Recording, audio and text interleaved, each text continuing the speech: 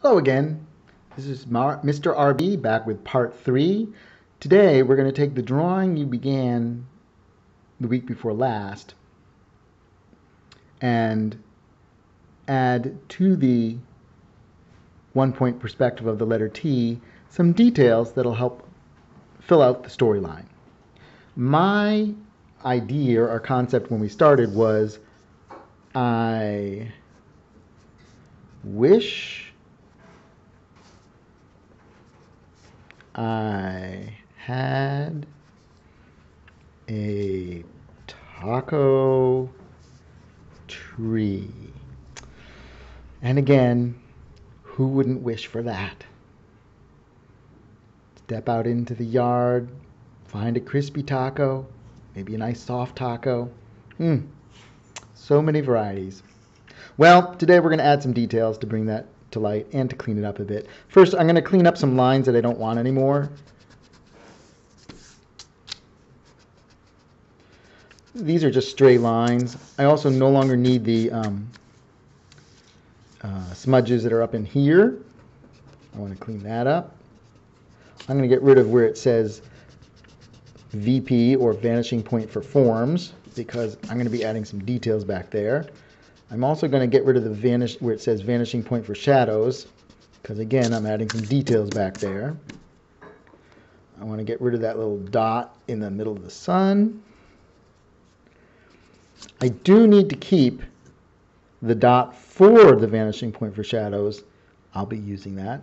And the dot for the vanishing point for forms, just in case. So the first thing I'm going to do is add some mountains in the background, just for a little detail. I'm going to come down, up, down. I want to add some shadow on the far side of the sun. Here's the sun. Near side to the sun, far side to the sun. Near side to the sun, far side to the sun. I'm going to go get a little shadow over here, because again the sun is right above there, so I'll get a little shadow on this part of the mountain.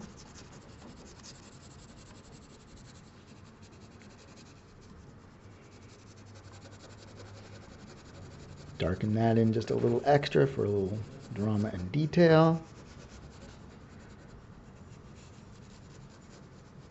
I'm going to make some more distant mountains. Put those a little darker.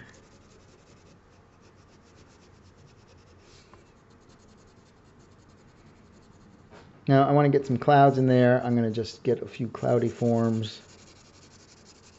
If I want the clouds to look white, my paper is white, so the only way to make the clouds look white is to get the rest of the sky around them at least a little bit grayer. So I put down, I'm using the side of the pencil.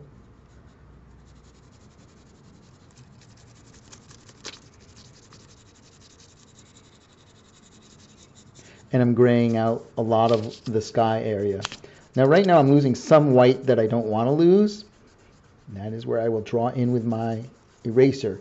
Much easier to draw the lights in than to try to be overly careful about trying to preserve them from the beginning. I'm going to erase in the sun. I'm going to erase some of that light smudgy gray on the top of the clouds where the sun would shine down on it. Again, you can slow this down. You can also stop it. You can repeat it. One of the nice things about the videos is you can see it as many times as you want or need to. You can redo parts that you want to check out again. So if it's going a little faster and you're trying to follow along, you have some choices there. I want to get a little bit of light on the mountain right here where I'm going to say that, ooh, it's facing right towards the sun. And I want to give my clouds a little more definition, so I'm just going to give some light lines around the edge, incorporating both some of the darker gray, smudgy area of the sky and some of that light erased in area that I created. I want the clouds to feel like they're part of the air, so I leave my lines very loose. And that way it feels a little more like they're part of the air and like you could go from cloud area to non-cloud area of the sky without too much trouble. I also want to give my mountains a little more definition. I feel like they've gotten a little bit hard to see, so I'm going to use a little bit of line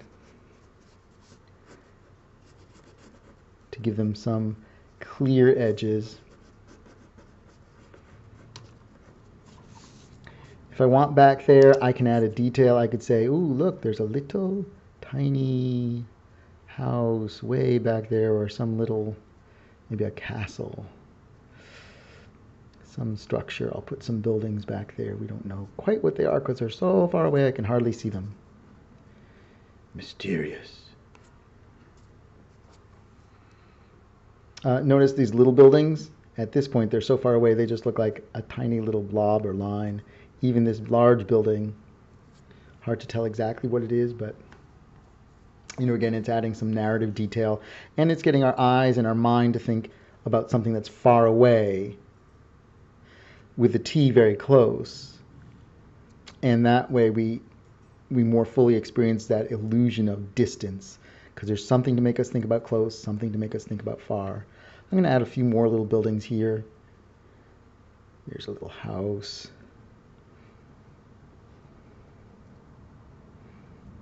Again, I'm just doing the old rectangle with a triangle on top.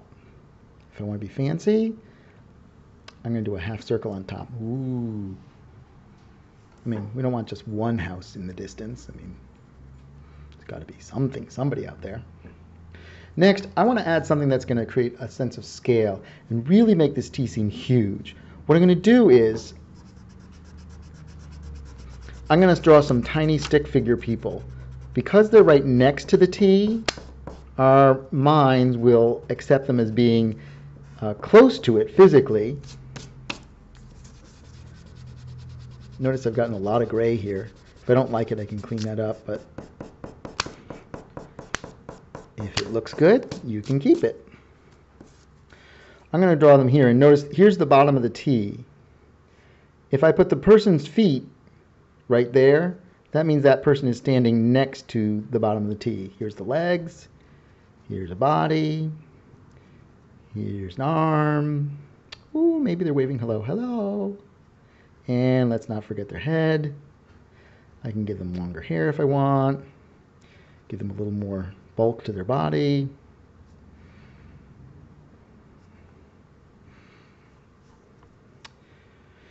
I'm going to put another person over here because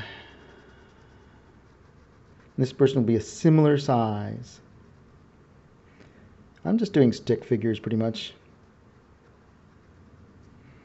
Now I want some people who are further away.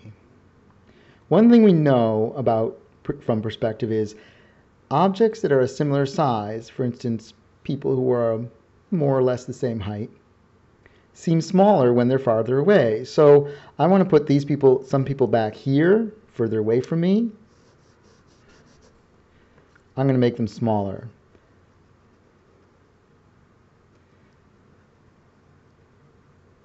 Again, I could measure how much smaller, but I don't want to give you too much to worry about right now. I'm just going to make some smaller people, smaller bodies, smaller heads, harder to see the detail. There's a person that's even a little further away than those.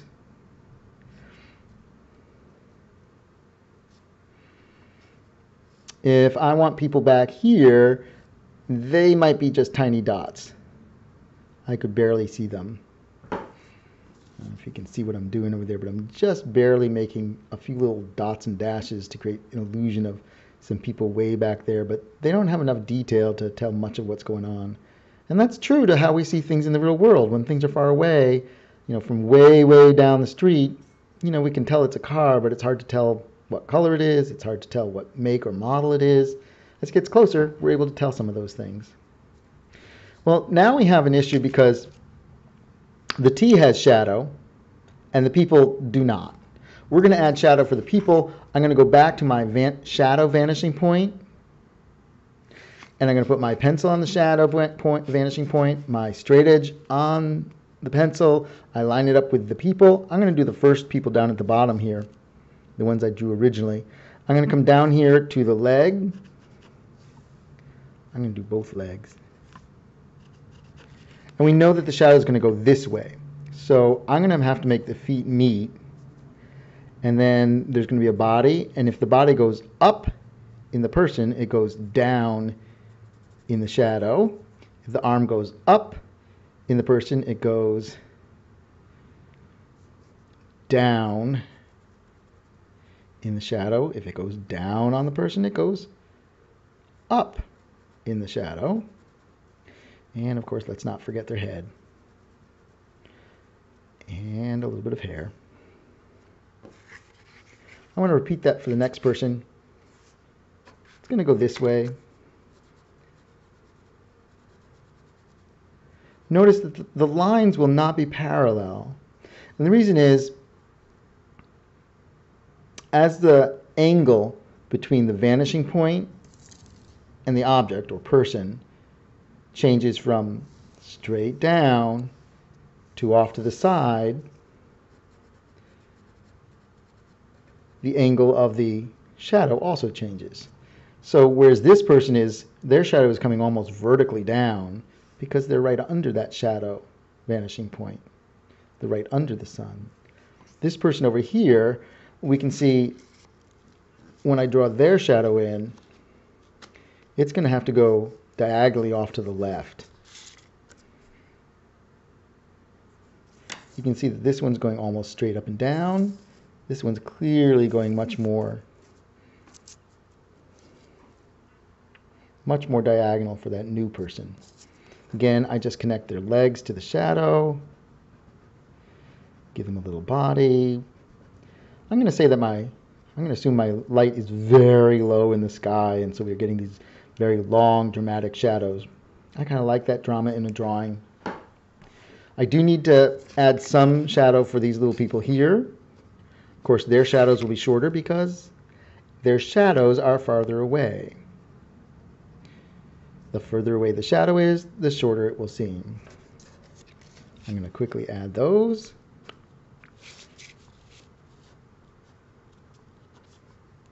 I even want to have a little shadow for these people. Notice how I have to keep pivoting my straight edge. And I do keep going back to my vanishing point to make sure that, that I'm keeping it honest.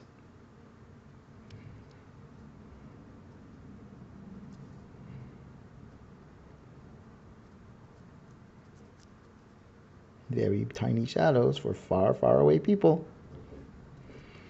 Now, this is supposed to be a picture about how I wish I had a taco tree. So I'm going to add a few last details. I'm going to add the trunk of a tree and nice area there. I want to make the bottom of the tree somewhat semicircular. In other words, it's lower in the middle than on the sides because the curved shape of the tree trunk will be described with a curved line at the bottom. And of course, I have to draw my tacos in the tree.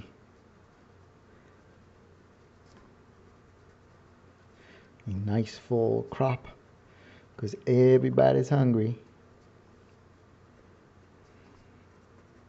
I would imagine that I'm thinking that there would be different varieties of taco tree, that there'd be chicken taco trees and grilled shrimp taco trees, and then there'd be cheese and bean taco trees. Now I do want to add a shadow for the tree.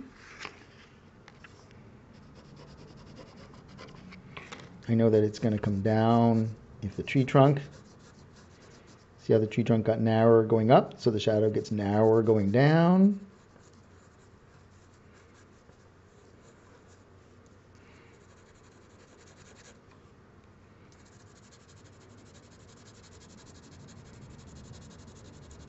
I do not add any details of tacos or leaves or branches into the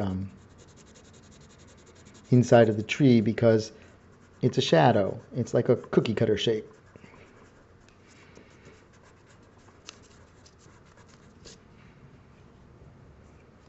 Add a little more shadow up going up into the tree. And I think I need to make some of these lines a little darker. I'm going to add another little taco tree back here. And Notice that this one is hidden in part by the shape of the T, because the T, the bottom of the T, is lower than the bottom of the tree. So the T, our brains will assume, is closer than the tree. Not bad, eh?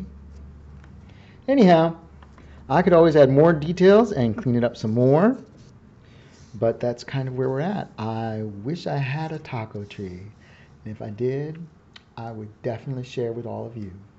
I hope you're having a great day, and again, slow the video down using the gear wheel. You can change the speed to half or quarter. You can also stop the video and review any part of it if you're following along to do your own version of this drawing. Have a great day, and thanks for drawing along. Talk to you soon. Bye.